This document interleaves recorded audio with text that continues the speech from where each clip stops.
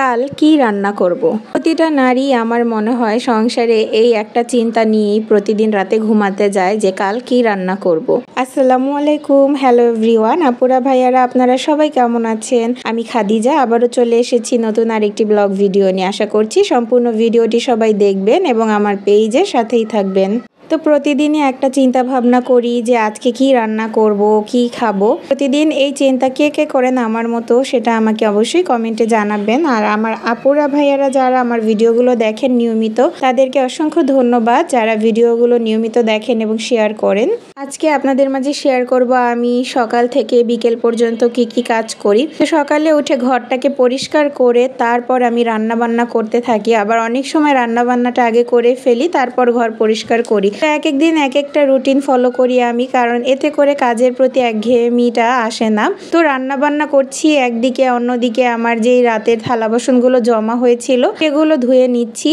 আর থালা বাসন রাতেরটা সকালে ধুয়ে নিই, আবার সকালে যেগুলো হয় সেগুলো ধুয়ে নিই। এরকম করে সারাদিনে 4 থেকে 5 বার থালা বাসন তো ধোয়া পড়েই। এই কাজগুলো গৃহিণীদেরকে আমার মনে হয় করতেই হয়। আর অনেকেই রুটিন করে কাজ করে, তো রুটিন করে আসলে করা যায়, কিন্তু যেহেতু আপনাদের ভাইয়া সকালে অফিসে চলে যায়, এই জন্য আমার রান্নাবান্নাটা বেশিরভাগই দুপুরের পরে করতে হয়। এই জন্য আমার রুটিনটা আসলে ফলো করা হয় না। কারণ সকালে উঠে যারা সব কাজ করে ফেলে তাদের রুটিন একরকম, যারা বিকেলে কাজ করে রান্না করে তাদের রুটিন আরেক রকম। এই জন্যই আসলে আমার এরকম অনেকগুলো থালা বাসন জমা হয়ে যায়, যেগুলো আসলে সকালে ধুই, আর যেগুলো বিকেলে হয় রান্না বান্নার পরে সেগুলো বিকেলে রান্নার সাথে সাথেই করে ফেলি। তো একদিকে রান্না বান্না করছি আর আরেকদিকে আমি আমার থালা বাসনগুলো ধুয়ে নিচ্ছি।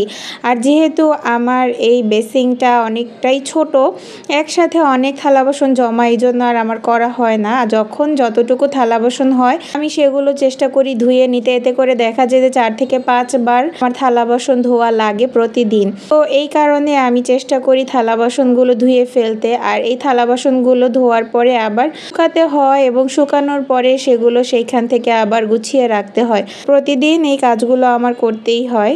সবগুলো কাজে শেষ করে ফেললাম আজকের মতো, এখন গোসল করে নিব। তো এখানে বিদায় নিচ্ছি, সবাই ভালো থাকেন, আল্লাহ হাফেজ।